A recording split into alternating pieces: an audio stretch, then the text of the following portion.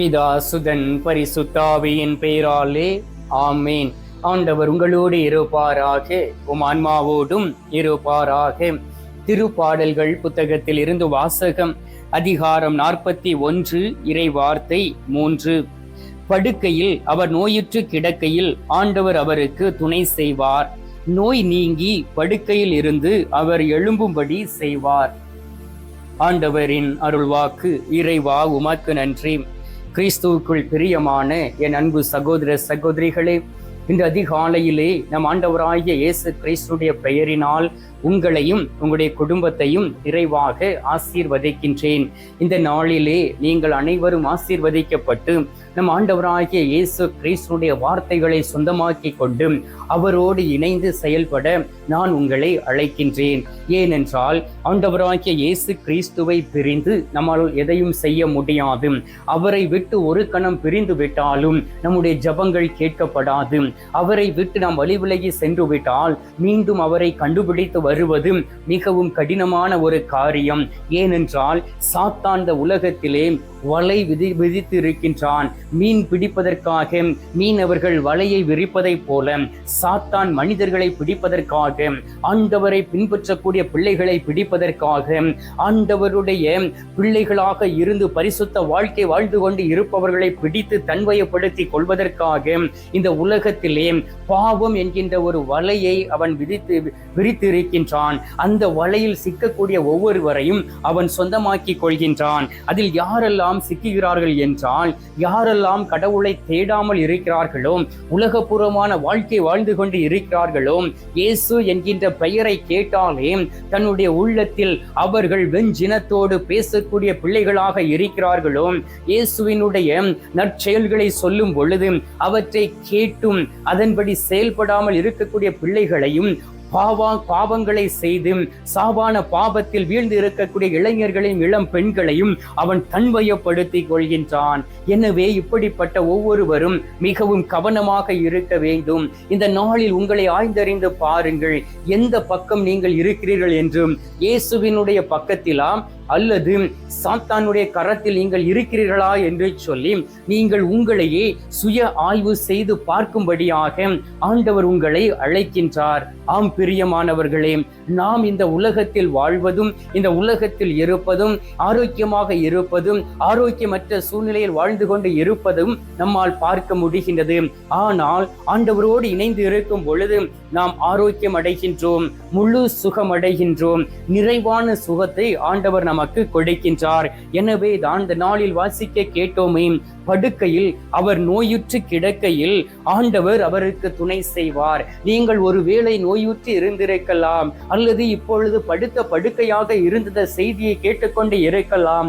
ஆண்டவர் உங்களை பார்த்துதான் சொல்லுகின்றார், என் மகனே மகளே, நான் உனக்கு துணை செய்வேன், நான் துணை செய்வதற்காக வந்திருக்கின்றேன். மூதாதையருடைய வாழ்க்கையிலே நான் அவர்களுக்கு உறுதுணையாக இருந்து அநேக பேரை குணப்படுத்தி அற்புதம் செய்தேனே, அதே அற்புதத்தை நான் உனக்கு செய்வேன் என்றே சொல்லி இந்த நாளிலே உங்களை தேடி வந்திருக்கின்றார். நீங்கள் நோய்வாய்ப்பட்டு இருக்கும் பொழுது ஆண்டவரை நோக்கி கூப்பிடுங்கள். ஒருவேளை இதற்கு முன்பாக இயேசுவை பற்றி அறியாதவர்களாக இருக்கலாம், எந்த சூழ்நிலையிலும் இயேசுவை நீங்கள் கூப்பிடாதவர்களாக இருந்து இருக்கலாம். ஆண்டவர் சொல்லுகின்றார், உங்களுடைய நோய்கள் நீங்கும்படியாக உங்களுடைய படுக்கையில் இருந்து நான் உங்களை எழுப்பி விடுவேன் என்று அவர் வாக்கு கொடுக்கின்றார். அன்பார்ந்தவர்களே, ஆண்டவருடைய பிள்ளைகளை அவர் எப்பொழுதுமே மகிமை அடைய செய்கின்றார். அவர்களை கைவிடுவது இல்லை. ஒருவேளை நீங்கள் அவரை விட்டு பிரிந்து சென்றிருக்கலாம், அவரை தேடாதபடி, ஏதாவது ஒரு பிரச்சனையினால் நீங்கள் கோயிலுக்கு போகாதபடி, திருச்சபையினுடைய இணைந்து இருக்காதபடி, நீங்கள் குருக்களோடும் அருட்சகோதரிகளோடும் சண்டையில் ஈடுபட்டு இந்த நாளிலே நீங்கள் தனித்து போய் நிற்கலாம். உங்கள் மீதும் அவர் அன்பு கொண்டு இருக்கிறபடியினால் உங்களை குணப்படுத்த அந்த நாளில் வந்து இருக்கின்றார். பிரியமானவர்களே, ஆண்டவர் நமக்கு நலம் அளிக்கக்கூடிய மருந்தாக இருக்கின்றார்.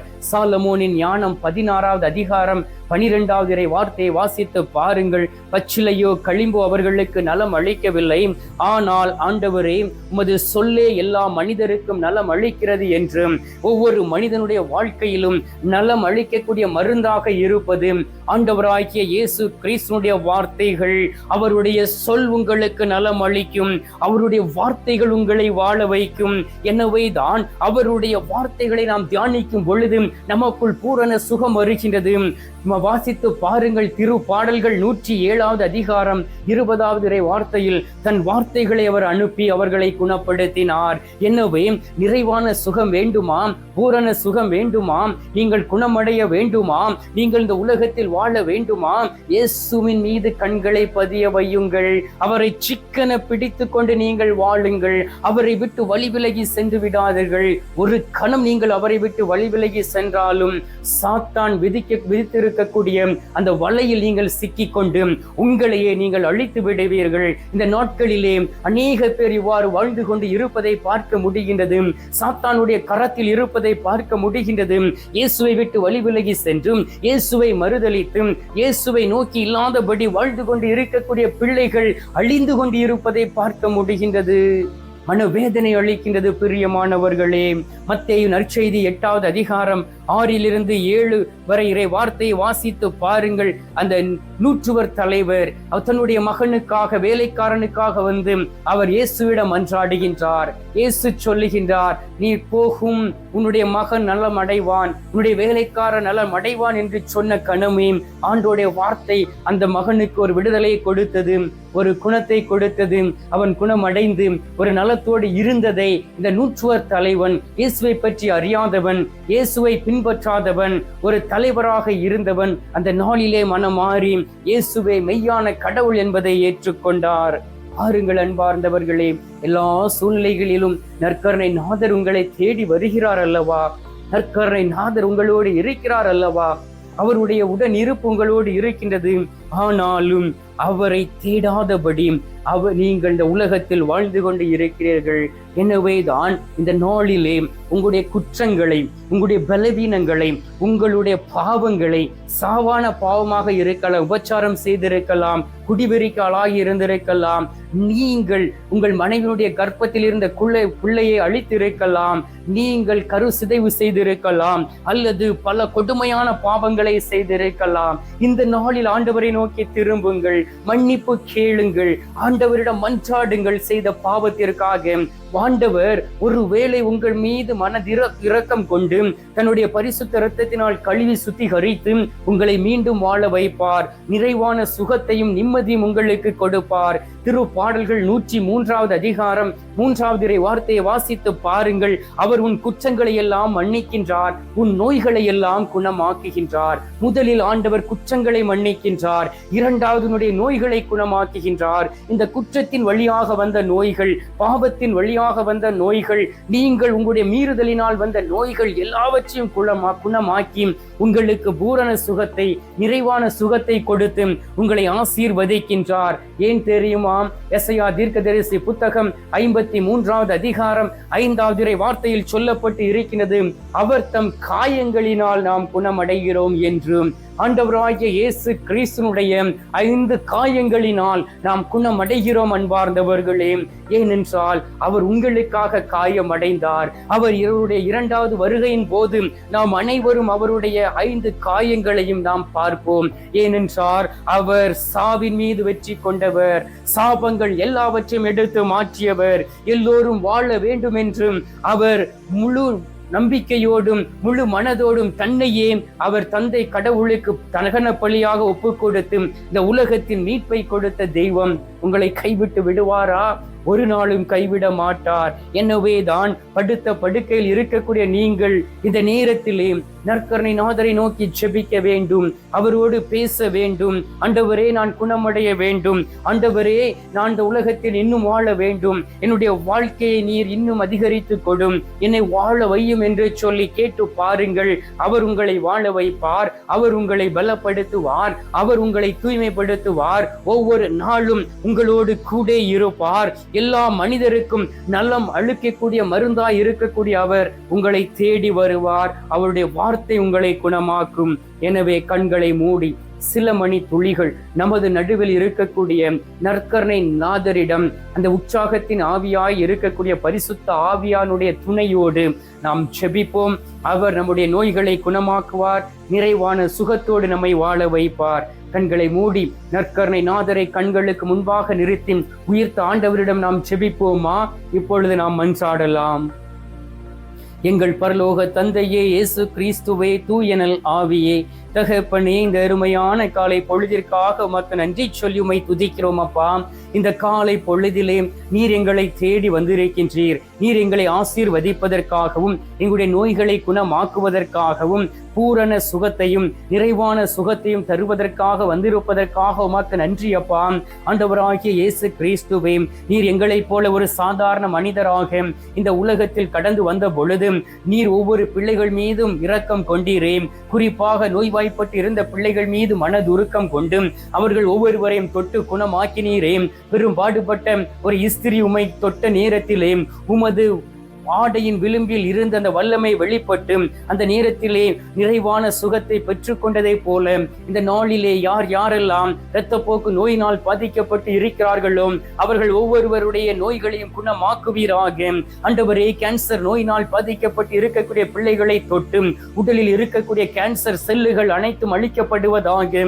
ஆண்டவரே, இதய அடைப்பு நோயினால் பாதிக்கப்பட்டு இருக்கக்கூடிய பிள்ளைகளை ஒப்புக் கொடுக்கின்றேன். ஆண்டவரே, அந்த இதயத்தில் இருக்கக்கூடிய அந்த பிரச்சனை மாறும்படியாகவும், எலும்பு தண்டுகளில் இருக்கக்கூடிய அந்த வலிகள் மாறும்படியாகவும், கழுத்து புறத்தில் இருக்கக்கூடிய வலிகள் மாறும்படியாகவும், கண்களிலே தெளிவான பார்வை கிடைக்கும்படியாகவும், செவிகள் திறக்கப்படும்படியாகவும், பேச முடியாதவர்கள் பேசும்படியாகவும் உம்மை நோக்கி ஜெபிக்கிறோம் அப்பா. ஆண்டவரே, உம்மால் எல்லாம் செய்ய முடியும். நிறைவான சுகத்தை தரக்கூடிய தெய்வம் அல்லவா? உம்மை நம்பி வந்து ஜெபிக்கக்கூடிய பிள்ளைகளுடைய நோய்களை குணமாக்கி அற்புதங்களை செய்திடுவீராக. யார் யாரெல்லாம் உம்மை நோக்கி இந்த நேரத்திலே மனதுருக்கத்தோடு மன்றாடி கொண்டு இருக்கிறார்களோ அவர்கள் ஒவ்வொருவரும் தொடப்பட வேண்டுமாயும், ஒவ்வொருவரும் ஆசீர்வதிக்கப்பட வேண்டுமாயும், என் ஆண்டவருடைய நியமங்களின்படி வாழ வேண்டுமாயும் உம்மை நோக்கி ஜெபிக்கிறேன் அப்பா. எல்லாருடைய நோய்களையும் குணமாக்கி அற்புதத்தை செய்திடுவீராக. யார் யாரெல்லாம் விண்ணப்பங்களை ஏறெடுத்து இருக்கிறார்களோ அனைத்து விண்ணப்பங்களையும் உமது பெயரினால் ஆசீர்வதிக்கின்றேன். அனைத்து விண்ணப்பங்களுக்கும் பதில் கொடுப்பீராக. மன வேதனைகளை எடுத்து மாற்றிடுவீராக. உள்ள வேதனை எடுத்து மாற்றிடுவீராக. குற்ற பலிகளை எடுத்து மாற்றி பிள்ளைகளை வாழ வைத்திட வேண்டுமாய்மை நோக்கி ஜெபிக்கிறேன் அப்பா. இந்த நேரத்திலும் கூட யார் யாரெல்லாம் மரண படுக்கையில் இருக்கிறார்களோ அவர்களை ஒப்புக் கொடுக்கின்றேன். ஆண்டவரே, உம்முடைய சித்தம் அவருடைய வாழ்க்கையில் நிறைவேறும்படியாகவும், மரித்து போனவருடைய ஆத்துமா நித்திய இளைப்பாறுதலை பெற வேண்டுமாயும், உத்திரிக்க ஸ்தலத்தில் இருக்கக்கூடிய ஆத்துமாக்கள் விடுதலை அடைந்து தேவனுடைய மகிமையை காணும்படியுமாகவும் உம்மை நோக்கி ஜெபிக்கிறோம் அப்பா. இந்த அருமையான நேரத்திலே நீர் எங்களுடைய ஜெபத்தை கேட்டதற்காக உமக்கு நன்றி. ஜெபத்தை கேட்டு பதில் தந்திருப்பதற்காக உமக்கு ஸ்தோத்திரம், ஸ்தோத்திரம், ஸ்தோத்திரம். மீட்பெரும் இரட்சகருமான இயேசுவின் திருக்கரத்தில் ஒப்புக் கொடுத்து எங்கள் தாய் கன்னி மரியாள் வழியாக ஜெபிக்கின்றோம். அன்பு தந்தையே, ஆமீன். பரலோகத்தில் இருக்கிற எங்கள் பிதாவை, உம்முடைய நாமம் அர்ச்சிக்கப்படுவதாக. உமது ராஜ்யம் அருக. உமது சித்தம் பரலோகத்தில் செய்யப்படுவது போல பூலோகத்திலும் செய்யப்படுவதாக. எங்கள் அனுதின உணவை எங்களுக்கு இன்று அளித்தருளும். எங்களுக்கு தீமை செய்கிறவர்களை நாங்கள் பொறுப்பது போல எங்கள் பாவங்களை பொறுத்தருளும். எங்களை சோதனை விழவிடாதையும் தீமையில் இருந்து எங்களை ரட்சித்தருளும். ஆமீன். அருள் நிறைந்த மரியே, வாழ்க, கர்த்தர் உடனே, பெண்களுக்குள் ஆசீர்வதிக்கப்பட்டவள் நீரே. உம்முடைய திரு வயிற்றின் கனியாகிய இயேசும் ஆசீர்வதிக்கப்பட்டவரே. அச்சிஷ்ட மரியே, சர்வேசுடைய மாதாவே, பாவிகளா இருக்கிற எங்களுக்காக இப்பொழுதும் எங்கள் மரண நேரத்திலும் வேண்டிக் கொள்ளும். ஆமீன். பிதாவுக்கும் சுதனுக்கும் பரிசுத்த ஆவிக்கும் மகிமை உண்டாவதாக. ஆதியில் இருந்தது போல இப்பொழுதும் எப்பொழுதும் என்றென்றும் இருப்பதாக. ஆமீன். அன்பார்ந்தவர்களே, நற்கருணை நாதர் தரும் ஆசீர்வாதத்தை பெற்றுக் கொள்வோம்.